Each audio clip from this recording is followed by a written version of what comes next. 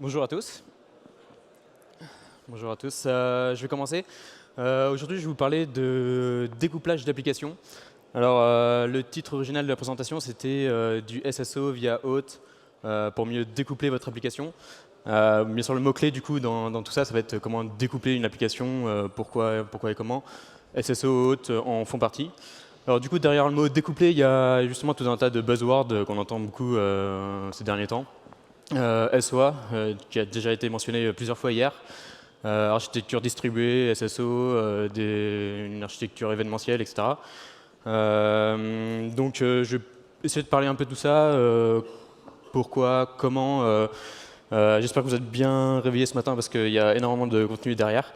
Je vais essayer d'aller vite sur la première partie pour arriver aux choses intéressantes les plus vite possible.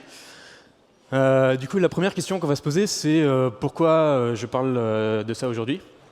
Alors, je vais commencer par me présenter. Mathieu Moquet, Matt4mo sur Twitter, GitHub et tous les réseaux sociaux. Et je travaille chez Blablacar depuis bientôt 3 ans, on va dire 2 ans et demi à peu près. Donc il y a 3 ans, on était en 2011. Mi-2011, j'ai rejoint l'équipe de covoiturage.fr. À cette époque-là, covoiturage.fr, c'était une seule application monolithique qui servait à la fois pour le site web, le site mobile, toute la plateforme de marque blanche qu'on avait, tout ce qui va être WebView pour les applications mobiles, des widgets externes. Bref, c'était un bon gros bloc de PHP, framework maison, qui n'avait pas forcément d'injecteur de dépendance, pas de test fonctionnel, très fortement couplé. Donc au final, c'était quelque chose d'assez difficile à maintenir.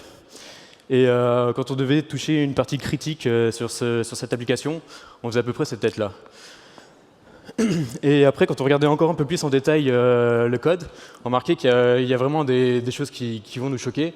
Et on disait vraiment, ça va piquer.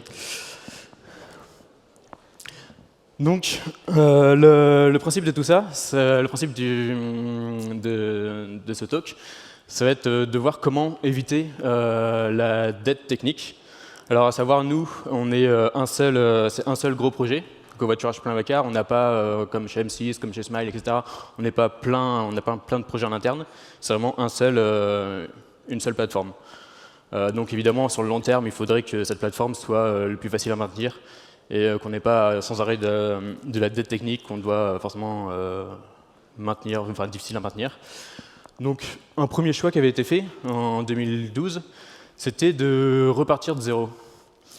Repartir de zéro avec Symfony 2.0.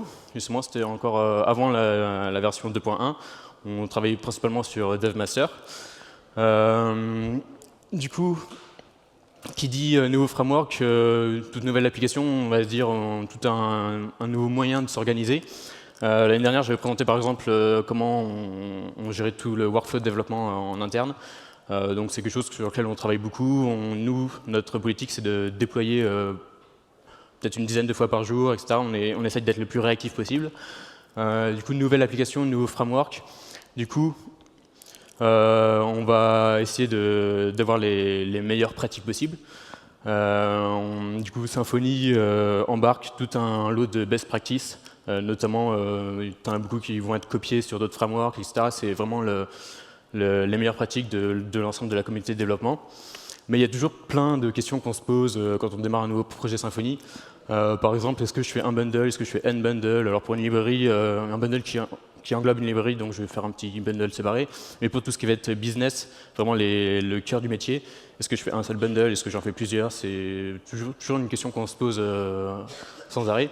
Pareil pour les contrôleurs, est-ce que je fais des contrôleurs de service? Est-ce que mes contrôleurs ont accès à tout le conteneur? Est-ce que je vais limiter justement mes contrôleurs à accéder que la couche business? Où est-ce que je vais mettre mes entités doctrine ou tout mon modèle tout simplement? Est-ce que je vais le mettre, je vais suivre la convention Symfony, je vais dire, je vais créer mon dossier entity. Est-ce que je vais créer ma propre organisation, ma propre structure de dossier? Est-ce que je vais les sortir des bundles? Est-ce que mes formulaires, je vais les mapper avec mes entités directement? Pourquoi c'est mal? Pareil pour la validation, est-ce que je vais créer plein de règles de validation sur toutes mes entités qui vont être mappées sur mes formulaires, mais comme deux formulaires qui vont être à deux endroits différents? Ça, je vais devoir créer des groupes de validation, ça va être un gros bordel. Pour les traductions, Est-ce que je crée toutes mes threads dans le catalogue par défaut message? Est-ce que je crée un catalogue par lot de fonctionnalités?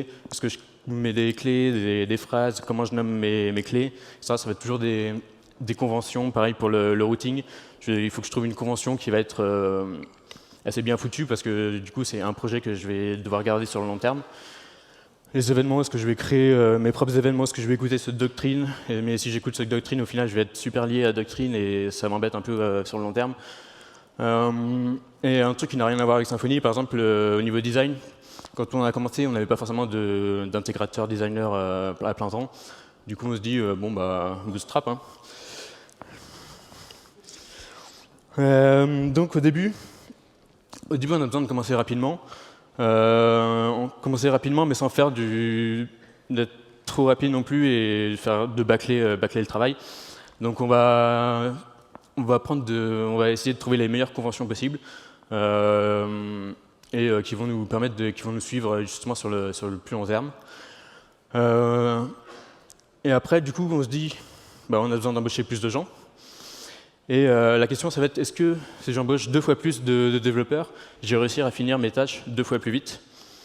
Au final, on se rend compte que c'est pas forcément vrai, vu que ramener plein de développeurs sur un même projet, ça va un peu nous bloquer, ça va créer un espèce de goulot d'étranglement. Tout le monde va travailler sur la même chose, ce qui n'est pas évident. Du coup, on va avoir beaucoup plus de code, ce qui signifie un conteneur qui va devenir de plus en plus gros, de plus en plus lourd.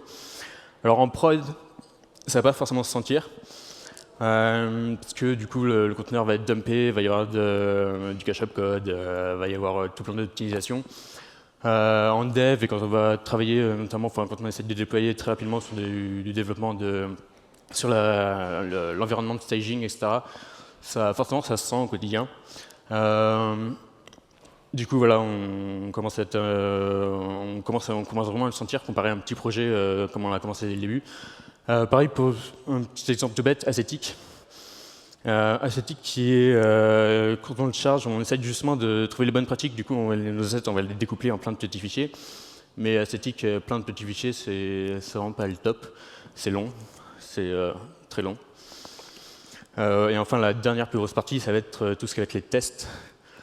Alors, du coup, plus on fait grossir l'application, plus on va faire grossir la suite de tests. Et évidemment, c'est long. Et si je dois changer quelques lignes de code, alors du coup, est-ce que je vais devoir tout faire tourner, sachant que je me dis que probablement non, parce que si je touche une petite partie ici, un template, un layout de base, est-ce que ça va tout faire péter? Potentiellement oui, il peut y avoir l'effet de domino. Du coup, voilà, c'est ça, on attend que la suite de tests passe. Notre politique, c'est dès que quelque chose est émergé sur master, ça va être de le déployer en prod le plus rapidement possible. Mais du coup, il faut passer par ça, du coup, cacher dumper le container, les assets, faire passer la suite de tests, etc. C'est toujours un process qui est assez long. Du coup, on peut passer du temps et de l'argent à investir dans des solutions pour améliorer justement ce processus-là. À titre d'exemple, nous, toute la suite de tests, elle doit faire à peu près 1 heure à être lancée. Du coup, il y a beaucoup de suites de tests fonctionnels. Pour ça que c'est très long. Grosso modo, ce qu'on va faire, c'est paralléliser toute la test suite. On va la découper en petits morceaux et la envoyer sur des VM sur Amazon pour justement paralléliser toute cette suite. Donc, grosso modo, ce qu'on peut en retenir, c'est qu'un seul projet, le fait de garder un seul projet, ça va, même le meilleur qui soit possible, ça va faire ralentir un peu l'équipe, toute la réactivité, le fait de déployer sans arrêt, on y perd. Encore un truc, alors ça qui ne nous concerne pas, mais c'était bon de le citer, on n'est pas encore à la taille de Facebook. Facebook, c'est par exemple quelques milliers de commits par semaine. Du coup, ils ont fait leur article pour dire pourquoi leur gestionnaire de version était lent. Ils étaient sur du SVN, mais ils migraient sur du Git. Du coup, un Git statut prenait peut-être 30 secondes, 1 minute à faire. Un Git pull, enfin un Git clone, du coup, était juste lent. Du coup, ils sont partis sur du Mercurial. Ils ont fait un petit peu un hack pour avoir un gestionnaire de version, un mix entre du centralisé et du décentralisé. Je vous laisserai lire l'article si vous ne l'avez pas déjà lu. C'est très intéressant, mais on remarque au final que voilà, Facebook il garde le fait d'avoir un seul projet parce que c'est plus facile à déployer atomiquement, donc c'est la raison qu'ils expliquent là-dedans.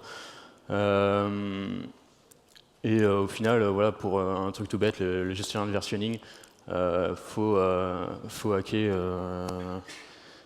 énormément de choses pour avoir quelque chose de convivial au quotidien. Donc, on a vu que on va essayer de créer les meilleures fondations possibles. Mais au final, est-ce que, de toute façon, un développeur, j'ai envie de dire, au long terme, il n'est jamais content de son code. Comme a dit Olivier hier, on écrit tous du mauvais code. La question, c'est aujourd'hui, on va se dire, ouais, c'est top, ça nous convient super. Est-ce que demain, ça nous conviendra toujours? Alors, qu'est-ce qui se passe si on voudrait changer de Symfony? Alors là, on va pas changer, c'est pas le but. Parce qu'évidemment, de toute façon, on a basé toute notre socle, toute notre stack là-dessus. Donc, si on devrait encore changer de framework, alors on ne va pas recommencer à tout réécrire. Mais d'autres trucs, qu'est-ce qui se passe si on veut changer de framework de test, enfin, ou d'outils de test? PHP Unit, du coup, on a toute notre suite de tests sur PHP Unit. On en a aussi sur Biat. On peut utiliser deux outils en parallèle, ça pose pas de problème. Mais on ne va pas du coup s'amuser à tout réécrire le lendemain parce qu'on a trouvé que PHP Spec c'est cool ou parce que ceci, cela, ça nous plaît bien. Tout à l'heure, je parlais de Bootstrap. Alors du coup, oui, c'est un choix qu'on avait fait dès le début pour aller plus vite. Est-ce que sur le long terme, c'est sain? Du coup, passer à Bootstrap 3, ça nous demanderait énormément de temps. J'ai envie de dire, ça vaut même pas la peine. Le truc qui pourrait être utile, ça va être par exemple de créer notre propre framework. Mais pareil, du coup, jarter toutes les fondations de Bootstrap, enfin tout le layout qui est basé du coup sur ce framework front-end, ça nous prend du temps. Ascetic, on l'a supprimé, complètement supprimé. Ça nous a pris un peu de temps, pas tant que ça, vu que c'était assez bien découplé au final de l'application. On passe par des outils natifs, plus natifs, et le tout orchestré par un outil comme Grunt ou Gulp ou compagnie. Pour tout ce qui est accès à la donnée, alors on a fait le choix d'utiliser Doctrine dès le départ, parce que Doctrine, ça va nous permettre de gagner énormément de temps, ça va nous permettre d'accéder à notre base de données, etc. Au final, quand on a voilà, ce projet qui grossit, on se dit que l'idéal, c'est que les frontaux ne tapent pas directement sur la base de données. Avoir une couche d'abstraction entre les frontaux et vraiment notre ressource métier. J'y reviendrai juste après. Donc voilà, l'idée derrière ça, comme on se dit, on écrit tous du mauvais code, on aura toujours une dette technique, même si on s'améliore, même si on essaye de faire le meilleur de soi-même. L'idée, ça serait de la limiter le plus possible. Et la limiter le plus possible, c'est au final de penser le plus petit possible. Un petit projet est énormément plus facile à maintenir qu'un énorme projet monolithique avec des centaines de milliers de codes. Alors c'est là que je vais introduire du coup la notion d'architecture distribuée. Il y a 3 patterns qu'on distingue justement quand on crée une architecture distribuée composée de microservices. Le premier, ça va être request response. Du coup, tout le monde le connaît. C'est simplement, je fais une requête pour accéder à une ressource, par exemple, et j'ai la réponse de manière synchrone. Typiquement, pour tout ce qui va être accès à la donnée métier, ça va être le pattern idéal. Grosso modo, voilà, j'ai un repository d'utilisateurs, je récupère l'utilisateur 42 et j'ai ma donnée, donc là typiquement ça va être une requête MySQL, et j'ai ma donnée au format brut. Donc comme je disais, nous ce qu'on essaye de faire en ce moment, c'est d'éviter que les fronts tapent directement dans la base de données, c'est pas forcément leur but, on voudrait quelque chose qui soit plus normalisé, plus versionné, parce qu'il n'y a pas que les frontaux qui vont accéder à cette ressource. Donc les API, c'est bien. Les API internes, c'est bien. On peut avoir du REST, c'est très simple. Il n'y a pas que le REST dans la vie, mais si vous voulez vous compliquer la vie, vous pouvez essayer ceci. Donc SOAP, XMLRPC, tout ce qui va être XML. Et Protobuf et Thrift pour tout ce qui va être binaire. On peut même utiliser RabbitMQ pour ça. Alors pour ça, à peu près pour ça, on va dire. Donc pour faire du traitement synchrone, il y a un exemple Scrutinizer qui a fait une petite lib sympa sur le sujet. Il y a également un tutoriel sur le site de Rabbit. Juste pour info, qui utilise RabbitMQ dans la salle? Ok. Donc voilà un exemple de justement comment utiliser Rabbit de manière synchrone. C'est du coup on a le service à droite qui vient, dont on émet une requête, et en même temps on va créer une queue temporaire. Rabbit le permet, et cette queue temporaire va être utilisée pour renvoyer la réponse. Du coup un seul message, hop, et après la queue est détruite. Du coup second pattern, ça va être le pattern command handler. Grosso modo, ça va être un peu la même chose que request response. On va demander à un service de faire une action, sauf qu'on ne va pas s'attendre à une valeur de retour juste après. Donc ça, ce pattern-là, il va être très bien pour tout ce qui va être gestion des événements asynchrones. Typiquement, j'envoie un mail, j'envoie un SMS, je demande à un service de traiter l'image que l'utilisateur vient de plaider.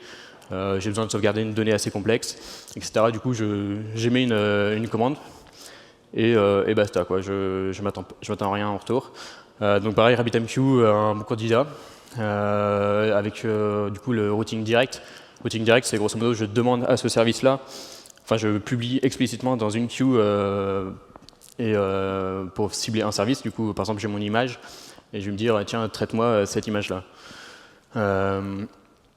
Donc ça scale.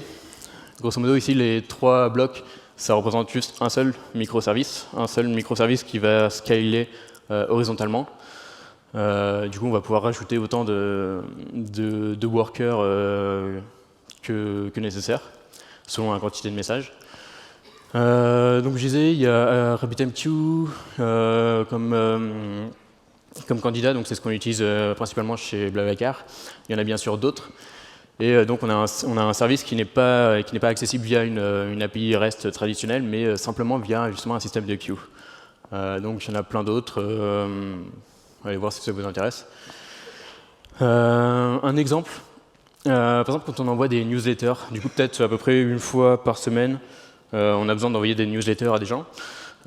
Du coup, qu'est-ce qui se passe à partir de l'application? On va programmer un envoi de newsletter.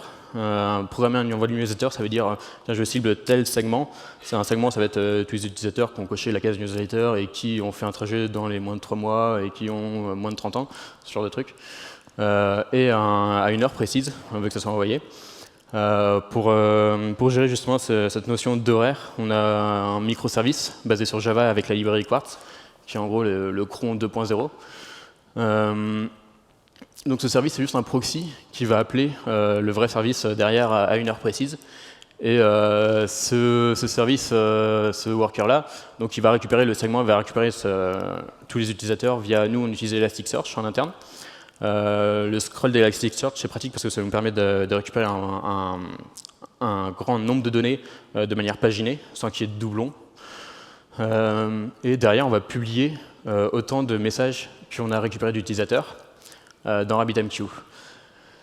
Et en parallèle, ce qu'on va créer, c'est une armée de workers justement qui vont traiter ces messages-là.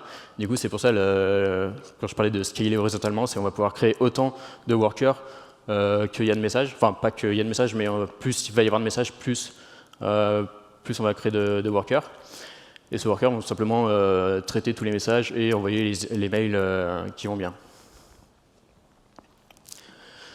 Donc enfin, un dernier petit pattern, ça va être PubSub, donc Publish Subscribe, aussi connu sous le design pattern Observer.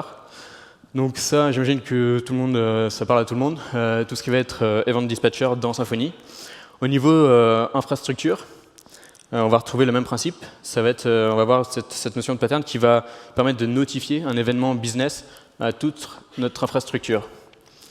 Donc pareil, si je reprends l'exemple avec RabbitMQ, on va utiliser RabbitMQ avec le routing topic. Donc grosso modo, j'ai mon application qui dit ah tiens, il y a un utilisateur qui vient de s'inscrire avec ces données-là. Et voilà, je publie dans RabbitMQ sans savoir qui derrière ça intéresse, quoi. Il peut y avoir un service que ça intéresse, il peut y en avoir 10. Je m'en fiche, moi je notifie simplement mon architecture que qu'il y a tel événement qui vient de se passer. Un exemple chez nous, un exemple typique, ça va être tout ce qui va être BI. Donc nous, on stocke toutes les données dans Hadoop, du coup un gros système de fichiers décentralisé, enfin distribué plutôt, je veux dire. Donc grosso modo, il y a l'application qui va envoyer dans notre Event Broker tout ce qui se passe sur le site. Donc un utilisateur qui s'inscrit, un utilisateur qui a laissé un avis, un utilisateur qui a je sais pas, qui a édité sa biographie, qui a publié un trajet, etc. Et derrière, je vais pouvoir avoir un service qui écoute toutes ces informations-là et qui stocke ça de manière pérenne dans le système de fichiers d'Hadoop. Et voilà, et du coup, le lendemain, alors du coup, ouais, on utilise Hadoop et derrière, on utilise d'autres outils comme Vertica, Tableau, etc. pour extraire les données et les visualiser pour faire des stats dessus. Du coup, c'est pas forcément du temps réel, à un moment donné, on va faire une extraction de données. Et le lendemain, du coup, le produit il nous dit tiens, ça serait bien d'avoir les mêmes métriques, mais en temps réel. Et là, du coup, voilà, on va créer un deuxième service qui va écouter sur les mêmes, enfin pas forcément sur les mêmes, sur juste simplement les événements qui vont nous intéresser. Du coup, par exemple, le nombre d'utilisateurs qui viennent de s'inscrire et les trajets qui ont été publiés. Et derrière, on va les stocker dans Elasticsearch. Alors, on va pouvoir peut-être tracher la donnée au bout d'un mois, etc. C'est juste pour avoir du temps réel, du coup, de la donnée proche. C'est pas pour créer une archive. Et Elasticsearch, ce qui est bien, c'est que derrière, il y a Kibana, qui nous permet d'avoir des super dashboards en 2 secondes. Qui utilise Kibana dans la salle? Elasticsearch ou Logstash ou cette stack-là? Ok, une petite moitié. Donc c'est assez puissant. Donc grosso modo, on a nos 3 patterns. On a vu que RabbitMQ c'est un parfait candidat pour tous. Alors pour tout ce qui est request response, rien ne vaut une bonne API quand même REST, c'est quand même moins overkill que passer par Rabbit, créer une queue temporaire, etc. Mais on voit que RabbitMQ ça permet de faire un lien entre les applications sans que les applications sachent entre elles à qui elles sont liées, quoi. Du coup ça nous permet de changer une application par une autre assez facilement. Donc maintenant qu'on a à peu près toutes les clés pour savoir comment organiser notre architecture, on va voir à quoi on pourrait s'intéresser. Du coup, le front, on a dit, ça va être un peu difficile de le découper. Il y a peut-être des trucs qu'on va pouvoir découper, le blog, la fac, qui ne sont pas vraiment du métier, qui sont des outils à part. Mais pour tout ce qui va être métier, le but, ce serait que les frontaux soient le plus léger possible, qu'ils délèguent au maximum les tâches. Pareil pour l'API. Du coup, les workers, on a déjà plein de workers qui sont du coup découpés de l'application. Et on a notre back-office qui nous reste. Du coup, le back-office, c'est quoi? C'est un ensemble d'outils indépendants. Qui dit indépendant dit facile à découper. Donc grosso modo, on va avoir des outils dans le back-office qui vont être simplement de la gestion de contenu.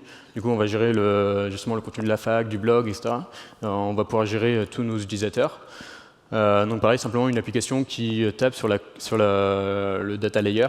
Justement, c'est une API REST ou directement en base de données si on n'a pas cette API-là. On va avoir des applications qui sont un peu plus complexes. Justement, par exemple, je prends le cas typique de la modération. Alors complexe, je dis pas forcément compliqué, c'est juste que ça va mettre en œuvre plus de patterns. Du coup, qui sont là, on va avoir un microservice qui va écouter sur plein d'événements métiers, genre un utilisateur qui vient d'uploader son avatar, un utilisateur qui vient de modifier sa biographie, poster un commentaire, etc. Et donc ce qu'on veut, c'est avoir une interface pour valider ou non tous ces messages qui ont lieu sur le site, afin d'avoir un site de qualité, avoir une meilleure confiance pour les utilisateurs possible. Donc grosso modo, c'est ça, du coup, les événements vont transiter par ce service-là et nos membres du back-office vont pouvoir valider ou non et dire ah tiens, c'est la photo de ton chat, bah j'en veux pas. Alors ça, c'est un traitement qui est fait manuellement à l'interface web. Mais du coup, on va se dire qu'on veut aussi automatiser tout ça. Du coup, l'application va elle-même renvoyer tous les événements qu'elle a reçus ou traités. Et derrière, on va pouvoir brancher encore un autre service de machine learning pour automatiser justement le processus de tiens, j'ai détecté que ce message il est frauduleux, il ne correspond pas à nos chartes. Du coup, voilà, c'est un service derrière un service qui automatise le tout. Tout est indépendant et derrière, du coup, on envoie des mails, du coup, on fait appel justement au pattern de commande pour toute la gestion d'événements asynchrones. Et enfin, On a des outils dans notre back-office qui n'ont rien à voir avec le site. Simplement un simple URL shortener, par exemple. Du coup, j'explique pas qu'est-ce qu'un URL shortener, vous connaissez. Mais grosso modo, il n'y a aucune relation physique avec le site. Donc voilà, on a créé plein d'outils. La question va être de se dire comment orchestrer tous ces outils. On ne veut pas que nos membres du back-office viennent se loguer sur 15 000 outils. On veut qu'un seul portail dans lequel ils aient accès à tout ce qu'ils ont besoin, pas faire de copier-coller dans tous les sens et que tout soit accessible en un clic. Du coup, on veut qu'ils soient logués une seule fois. Et qui dit loguer une seule fois dit SSO. Alors, quand on parle d'SSO, il y en a beaucoup qui pensent à OAuth, parce que OAuth, c'est vraiment la mode en ce moment, et du coup, ça fait plus ou moins du SSO. Alors, qu'est-ce que OAuth? OAuth, c'est un standard, justement, pour faire de l'autorisation, pour accéder à des ressources.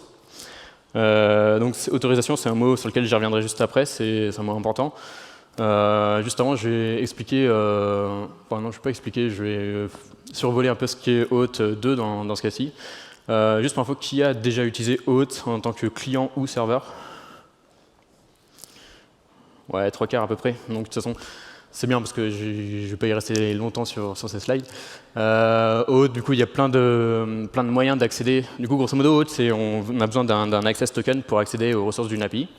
Alors, il y a comment avoir l'access token, par exemple, en faisant des connect as Twitter, Facebook, etc. Soit en récupérant directement le token, par exemple pour une application JS, soit pour les applications de confiance, comme par exemple notre application native Android iPhone. On va demander l'utilisateur mot de passe, login mot de passe de l'utilisateur. Du coup, ça fait partie du password flow. Client credential, si on veut utiliser directement le client ID, client secret, etc. Donc il y a plein de manières d'accéder à l'access token. Donc là, c'est le schéma typique qu'on retrouve dans OAuth. Donc grosso modo, l'utilisateur qui fait appel au service SSO pour récupérer un code, et ce code va être utilisé par notre service pour accéder à l'API. Alors l'idée derrière ça, c'était de montrer que c'est assez simple, c'est même très simple à faire avec Symfony. Symfony est tout son écosystème, vu qu'on a toutes les clés qui permettent de le faire. L'idée là, ça va être de créer une sorte de SSO branché sur LDAP, parce que nous on utilise LDAP en interne, peut-être le cas pour pas mal d'entre vous. Et du coup, première étape, c'est je veux que mon application soit branchée sur LDAP, du coup que mon utilisateur se log avec ses credentials LDAP. Là on se dit il doit y avoir un bundle pour ça.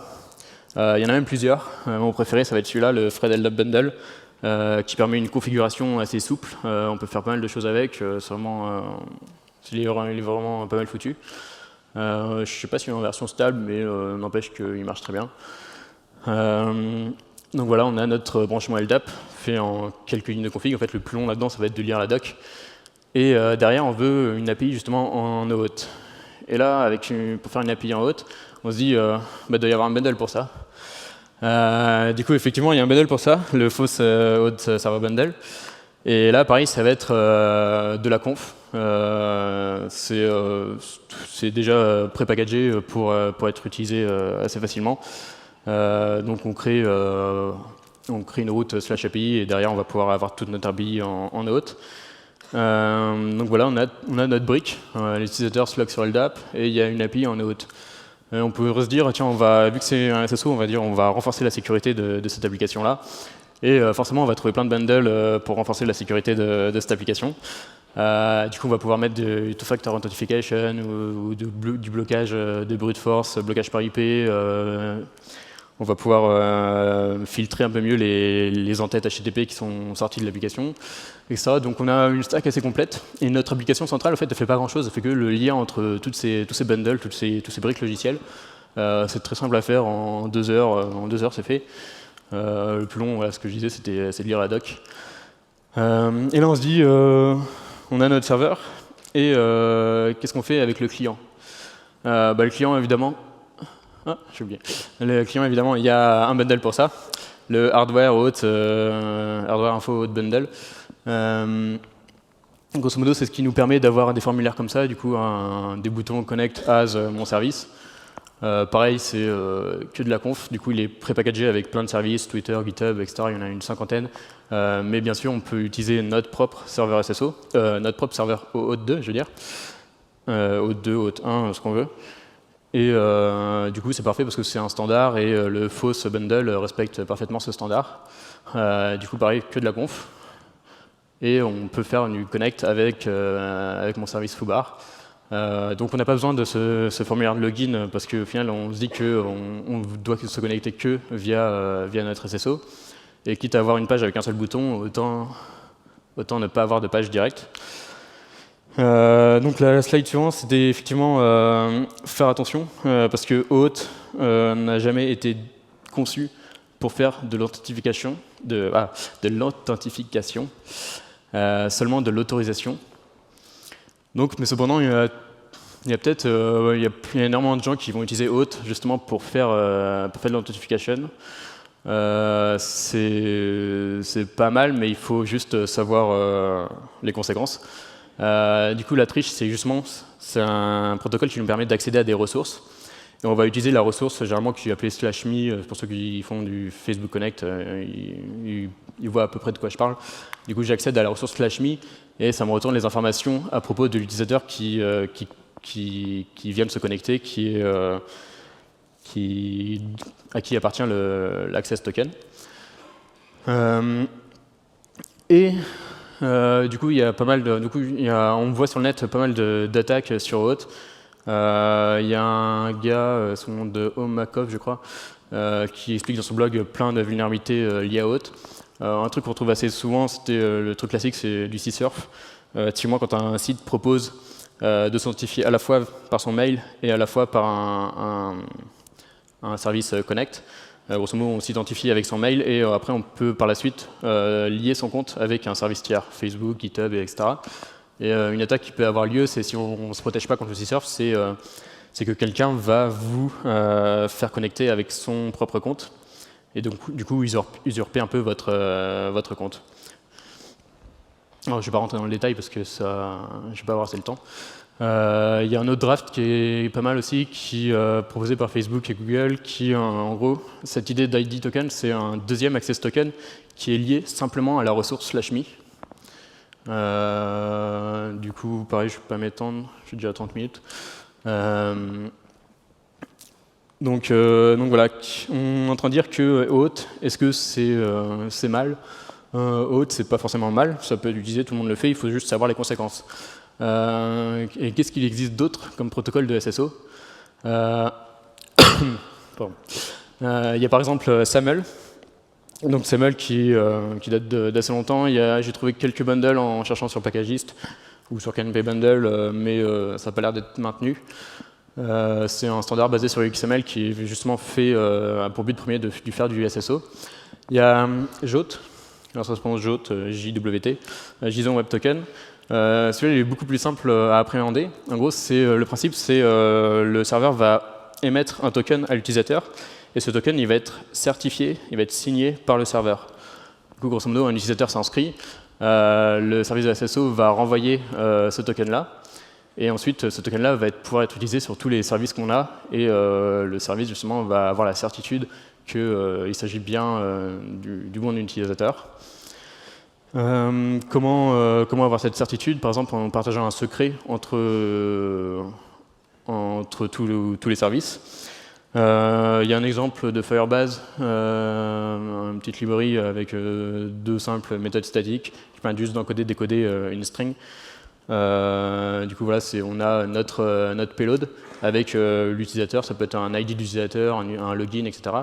Il y a d'autres en tête qui sont accessibles, par exemple l'expiration pour ce token-là. Et du coup, on encode le tout et l'utilisateur va pouvoir s'authentifier via ce token-là sur l'ensemble des services.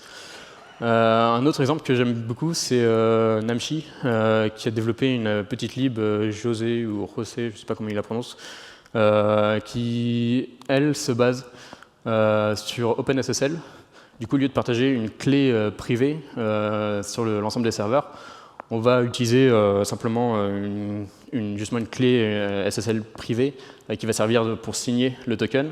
Et ensuite, l'ensemble des services va pouvoir juste simplement utiliser la clé publique pour vérifier la validité de la signature. Du coup, on évite de partager une clé secrète un peu n'importe où. Voilà, on prend un peu ce token-là. Alors, dans la spec, on trouve souvent l'utiliser dans les entêtes HTTP, on peut le mettre dans les cookies. Ça peut être une bonne pratique si, par exemple, on partage tous nos services du back-office vont être sous le même sous-domaine. Ça peut être très simple à mettre en place, du coup. Alors, du coup, on peut combiner. Ce qui est bien, c'est qu'on peut combiner OAuth et une vraie méthode d'authentification. Par exemple, faire de l'OAuth2 en utilisant le token JOT en tant que barrier token. Du coup, il y a de la spec dessus.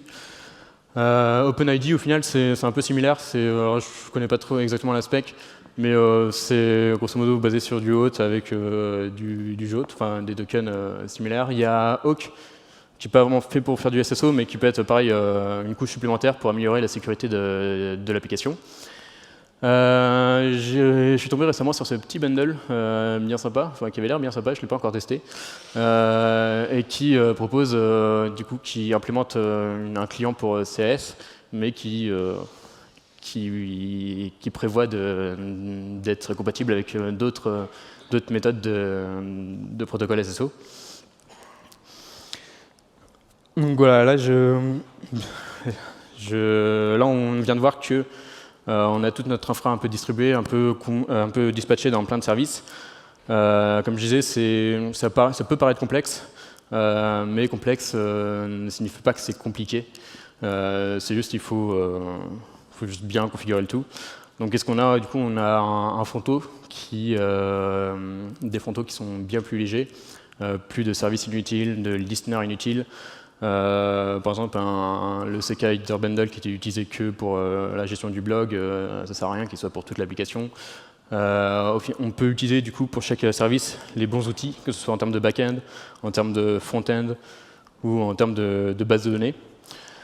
On peut s'amuser à faire des expériences. À la limite, pourquoi pas j'ai mon petit outil du back-office, on va essayer de le faire avec du Backbone.js, du Angular, on va faire des nouveaux tests en PHP-Spec pour tester, parce que ça a l'air bien. On va pouvoir travailler plus rapidement. Au final, on va plus être gêné par l'ensemble des autres équipes. On est complètement indépendant. Et tout ça, bien sûr, il faut rester efficace, même si ça paraît complexe. Du coup, on a plein d'outils d'automatisation. Vagrant, on a une course sur Docker tout à l'heure, Chef, Puppet, etc. Donc, vous en avez sûrement entendu parler.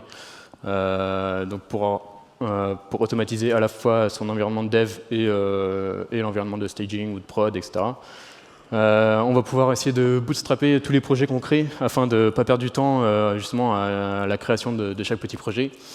Ça va nous permettre de créer des petites libs qui vont être réutilisables plutôt que d'avoir tout dans la même application et se dire ah, au final c'est vraiment très spécifique, du coup ça va nous permettre de faire du code plus propre. On a fait un petit projet, enfin un petit truc pour nous permettre de configurer facilement n'importe quel projet dans n'importe quel environnement. Grosso modo, c'est à base de Makefile et de M4. Ça nous permet de dire ah, tiens, ça j'ai un fichier de template pour ce projet-là. Alors grosso modo, si je vais reprendre l'exemple d'hier avec M6, Olivier mentionnait le fait, par exemple, d'importer dans Symfony un fichier qui se trouvait sur le serveur directement. Alors c'est pratique, par contre ça marche que avec Symfony du coup, et si on a des projets en Silex, en autre chose que du PHP même, un fichier de configuration qui est en YAML, en XML, en autre chose, du coup ça va être un système qui va être générique. Grosso modo, je crée juste mon template, la configuration typique que s'attend à recevoir mon projet, et d'autre part j'ai l'ensemble des credentials, l'ensemble des paramètres de toute la structure, de toute l'infrastructure, que ce soit pour le local, le dev, la prod, etc. Et je combine les deux et du coup ça me donne le projet voulu. Loguer et monitorer, c'est important. Nous, les deux plus grands amis qu'on a, c'est Logstash et New Relic. Et enfin, petit outil qui peut être pratique, du coup, tout ce qui va être gestion des traductions sur le site. Grosso modo, gérer les traductions, c'est quelque chose qui peut être assez pénible. L'année dernière, j'avais présenté un bundle qu'on avait fait dans Symfony pour gérer toutes les trades de l'application web. Grosso modo, on a mis une petite interface web assez sympa pour gérer l'ensemble des trades, et on pouvait les rafraîchir à la volée en prod, du coup sans faire de mise en prod particulière. Là, ce que j'ai décidé de commencer à faire, c'est de sortir cette application-là dans une application qui n'a rien à voir avec notre core business. Voilà, ça s'appelle OpenLDzen. J'ai fait le site hier soir. Juste la page web, c'est juste un lien vers GitHub. Tout le code source est sur GitHub, c'est en développement, c'est en plein développement. Il n'y a rien de stable, etc. Même si on l'utilise au final en prod, vu que c'est que en interne, est-ce qu'on peut appeler ça de la prod? Du coup, si ça vous intéresse, si vous êtes perdu du coup dans votre workflow de traduction, n'hésitez pas à me contacter. Ça peut vous intéresser. Et voilà, j'espère que j'ai pas été trop rapide, que du coup 40 minutes, je pense que j'ai pris tout le temps que je pouvais. Voilà, j'espère que vous n'êtes pas trop perdu et merci.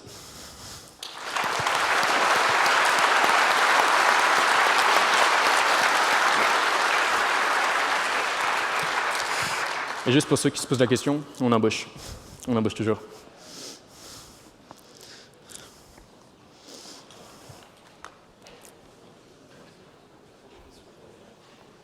Hein? Si vous avez des questions, n'hésitez pas. Soit maintenant, soit plus tard, soit via Twitter, via ce que vous voulez.